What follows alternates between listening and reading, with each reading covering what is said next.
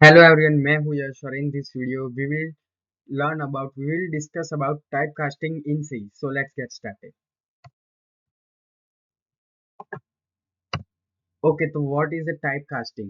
तो typecasting का meaning है कि हमने लेट सपोज एक डेटा टाइप लिया और एक डेटा टाइप में से वो इंटीजर डेटा टाइप लिया और उसको अब हमें कन्वर्ट करना है फ्लोट के अंदर।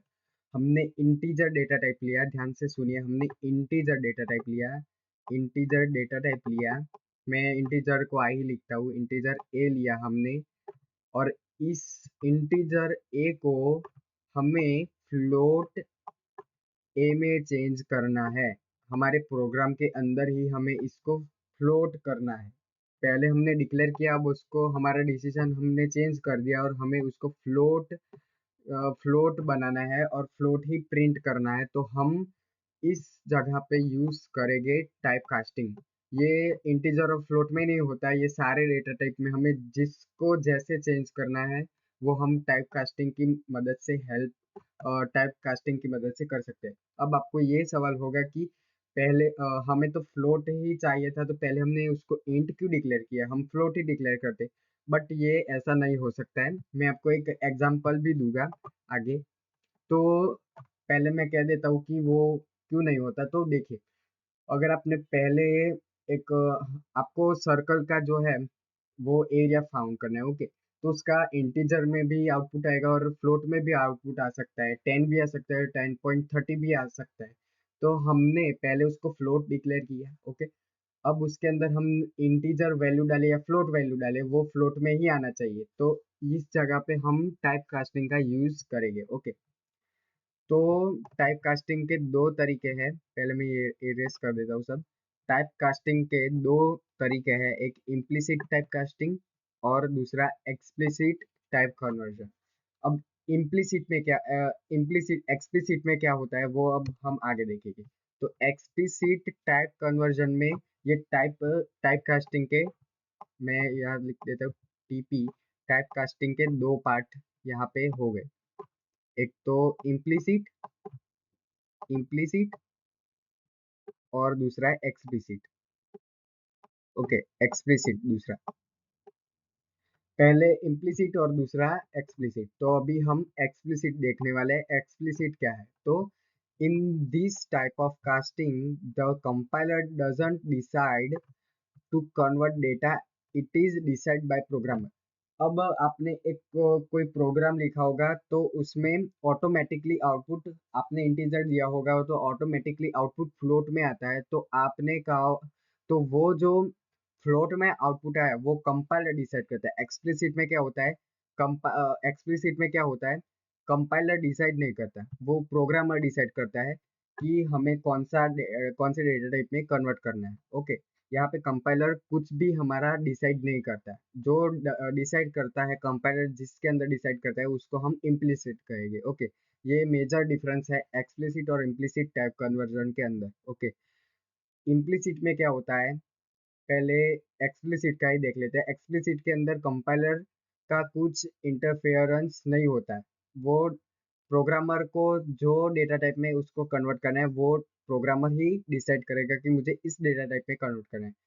वहाँ पर अब इम्प्लिसिट की बात करते हैं। इम्प्लिसिट के अंदर ये होता है कि प्रोग्रामर इसके अंदर कुछ नहीं करता, वो डायरेक्टली कंपाइलर द्वारा ही वो कन्वर्ट हो जाता है, ओके। तो एक्सप्लिसिट के अंदर जो सिंटेक्स है, क्योंकि वो प्रोग्रामर के द्वारा होता है, तो एक्सप्लिसिट का सिंटेक्स ये है, एक्सप्लिसिट टाइप कन्वर्जन करना है।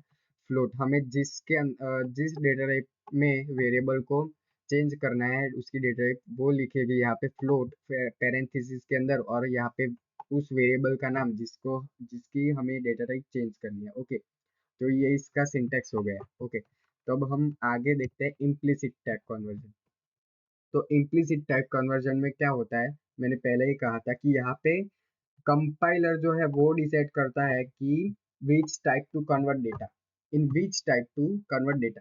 हमारा कंपाइलर जो है वो डिसाइड करता है कि हमें किस डेटा टाइप में कन्वर्ट करना है, हमारे जो वेरिएबल और डेटा है उसको, ओके। तो इसका हम एक एग्जांपल देते हैं। तो देखिए, फ्लोट आर इक्वल टू 5, यहाँ भले ही मैंने फ्लोट लिया है, फ्लोट डेटा टाइप, पर मैंने इसके अंदर 5 इंटीजर वैल्यू यहाँ पे मैंने स्टोर करवाइए। ओके, तो यही है इम्प्लिसिट टाइप कन्वर्जन। इंट, ये जो वैल्यू है मैंने इंट स्टोर करा है, बट ये है फ्लोट। ओके, अब फ्लोट ए यहाँ पे एरिया है और ये आर जो है वो रेडियस है। ओके, तो हम सर्कल का जो है एरिया फाइंड करते हैं इसकी मदद से। तो ए के अंदर हमने स्टोर करवा दिए इसकी जो इसका जो एरिया आएगा वो 3.40 पाई की वैल्यू और multiply by r multiply by r, और इसका जो आएगा आउटपुट वो इसके अंदर फ्लोट में ही जाएगा क्योंकि ये फ्लोट है। भले ही हमने इंटीजर डाला है बट ये फ्लोट है। ओके, तो फ्लोट में आएगा और आंसर भी फ्लोट में आएगा। ओके, तो ये इम्प्लिसिट टाइप कन्वर्जन का टाइप है। ओके, तो अब हम इसका एग्जांपल भी देख लेते हैं देव सी प्लस प्लस में। मुझे देव सी प्लस प्लस ही बहुत अच्छा लगता है क्योंकि इसका इंटरफेस जो है वो बहुत ही सिंपल और यूजर फ्रेंडली है। ओके, तो मैं यहाँ पे पहले अपनी हेडर फाइल इंक्लूड करा देता हूँ, हैश इंक्लूड htio.h। ओके, अब इंट मेन, ये मेन फंक्शन का काम ये है कि हमारा प्रोग्राम, हमारा एग्जीक्यूटेबल जो कोड है वो यहाँ पे लिखते हैं हम, क्योंकि इंट मेन से ही हमारा प्रोग्राम जो कंपाइलर जो है वो एग्जीक्यूट करना शुरू करता है। ओके, तो मैं यहाँ पे पहले किसका एग्जांपल लिखूँ, एक्सप्लिसिट का। ओके, यहाँ पे मैं एक्सप्लिसिट का एग्जांपल दे रहा हूँ, explicit explicit type conversion. Okay, तो एक्सप्लिसिट में हम आस्की वैल्यू, अब आस्की वैल्यू क्या है वो मैं पहले आपको बता देता हूँ। तो देखिए, what is ASCII value. Okay, तो अभी हमने एक्सप्लिसिट का जो है मैं उसके अंदर एक्सप्लिसिट कन्वर्जन के अंदर मैं आस्की वैल्यू का जो है वो एग्जांपल देने वाला हूँ, इसीलिए मैं आपको पहले ही आस्की वैल्यू बता देता हूँ क्या है। ASCII value stand from American standard code for information interchange. ये आपको लिखना हो तो लिख दीजिए, आपके एग्जाम में और सब में आता ही है ये, तो लिख दीजिए American standard code for information interchange. ये बहुत ही हमारे कीबोर्ड के लिए बहुत ही इम्पोर्टेंट थिंग है। आस्की वैल्यू जो है वो कैसे मैं आपको बताता हूँ। देखिए, ये जो आस्की वैल्यू है वो सारे कैरेक्टर हमारे जो ए टू जेड है वो उसका एक नंबर जो होता है वो आईडी नंबर नहीं कहते उसको, पर नंबर जो है वो इंडिकेट करता है, वो कनेक्ट करता है एक कैरेक्टर के साथ। Okay, it represent the character variable in numbers. ये जो कैरेक्टर है उसको नंबर में रिप्रेजेंट करता है आस्की वैल्यू। ओके, आपने कहीं तो नाम सुना होगा आस्की वैल्यू का, तो मैं वो समझा देता हूँ आस्की वैल्यू।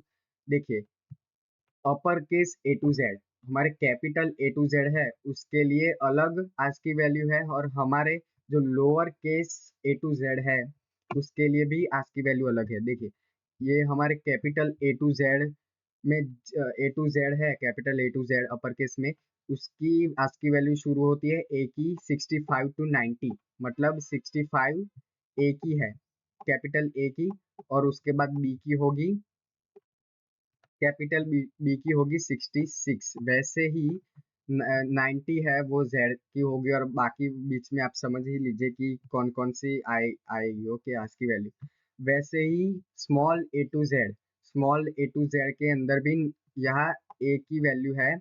ये दोनों आपने अगर प्रोग्रामिंग सही से पकड़ी है तो आपको पता होगा कि हमारा जो वेरिएबल है वो ए, और ये ए दोनों अलग है, कैपिटल ए और ये दोनों स्मॉल ए, ये दोनों अलग होते हैं कंप्यूटर के लिए। ओके, तो वैसे ही ये जो स्मॉल ए है उसका जो आस्की वैल्यू है उसकी वो है 97, वैसे ही बी की होगी 98, वैसे ही सी की होगी 99, वैसे ही स्मॉल जेड की होगी 122।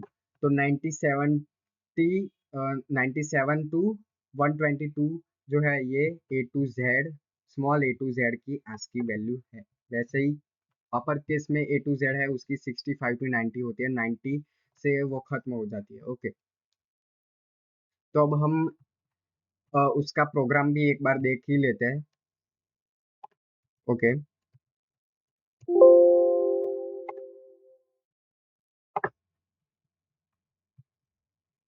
तो ये रहा उसका प्रोग्राम। हम एक्सप्लिसिट के अंदर ये जो है आस्की वैल्यू कन्वर्ट, अब आस्की वैल्यू इसका काम क्या है वो मैं आपको बताऊंगा आगे के लेक्चर्स में, हमारे कीबोर्ड में वो कैसे यूज होता है। ओके, तो ये देखिए इंटीजर, पहले तो मैं कैरेक्टर लेता हूँ, कैरेक्टर सी एच आर के अंदर हम कुछ भी कैपिटल ए ही स्टोर करा देते हैं। ओके, कैपिटल ए स्टोर मैंने करा दिया।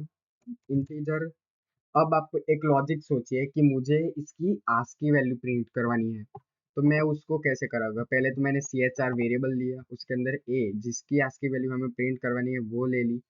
अब इंट मुझे लेना है आस्की, तो मैंने यहाँ पे आस्की वैल्यू आस्की वेरिएबल ले लिया। ये कोई फिक्स वेरिएबल नहीं, मैंने सिर्फ नेम ही लिया है इसका। ओके, अब मैंने ये इंट क्यों लिया, क्योंकि हमें इसका नंबर प्रिंट कराना है, ये ए की आस्की वैल्यू नंबर प्रिंट कराना है, इसीलिए मैंने यहाँ पे इंट आस्की ली। ओके, अब मैं आस्की, अब इसका मैं टाइप कन्वर्जन करूँगा इंट, ये explicit type conversion work CHR। Okay, तो ये जो है, ये नंबर में, ये जो ए है कैपिटल ए, वो नंबर में हो जाएगा, 65 में भी थी उसकी आस्की वैल्यू, नंबर हो जाएगा और वो आस्की में आस्की वेरिएबल में स्टोर हो जाएगा और मैं उसको प्रिंट कर देता हूँ।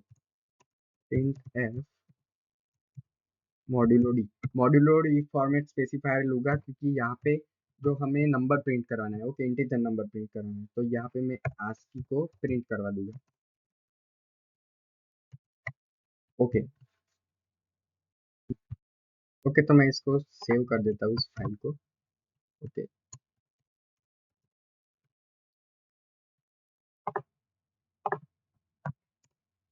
ओके, अब मैं इसको F9 से कंपाइल करूँगा, 0 एरर्स आई, और F11 से मैं इसको रन करूँगा। देखिए ये 65 यहाँ पे आ गया। ओके, ये देखिए 65 आ गई इसकी कैपिटल ए की आस्की वैल्यू। ओके, तो ये जो एक्सप्लिसिट टाइप कन्वर्जन है वो ऐसे वर्क करता है। ओके, अब मैं इम्प्लिसिट का बता देता हूँ। Hash include stdio.h। Okay, implicit में क्या है, ये कंपाइलर डिसाइड करेगा कि मुझे कौन से टाइप के अंदर इसको कन्वर्ट करना है। फ्लोट में, फ्लोट वेरिएबल, ये जो मैं अभी प्रोग्राम लिख रहा हूँ वो है एरिया ऑफ सर्कल। ओके, तो फ्लोट मैं ले लेता हूँ r, r is indicate radius. Okay, radius मैंने ले लिया 7 सपोज, और यहाँ पे मैं एरिया वेरिएबल ले लेता हूँ, एरिया वेरिएबल, इसका टाइप मैं ले लेता हूँ फ्लोट। ओके, ये भी फ्लोट ही है।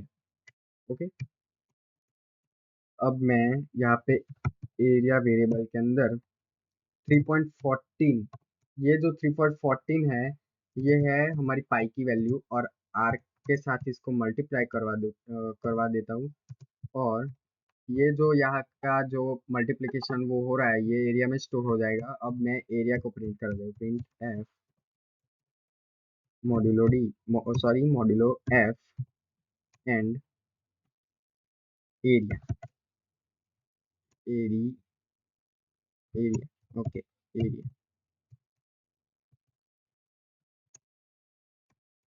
सर्कल में लिख देता हूँ। ओके, अब मैं इसको रन करता हूँ, पहले कंपाइल कर देता हूँ, 0 एरर्स और 0 वार्निंग्स। अब इसको रन करता हूँ, तो ये देखिए मुझे आंसर आ गया 153। तो आप यहाँ पे सोचेंगे कि यहाँ पे मैंने फ्लोट ही रखा है तो कैसे यहाँ पे टाइप कास्टिंग हुआ।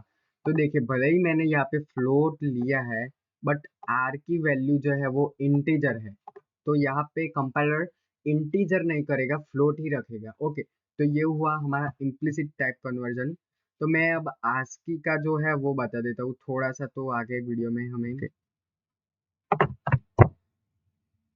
आस्की का जो है वो हम आगे के वीडियो में ही देखेंगे। तो अगर आपको ये वीडियो पसंद आया तो thank you for watching this video, share, subscribe and like. So thank you for watching this video, see you next time. Okay.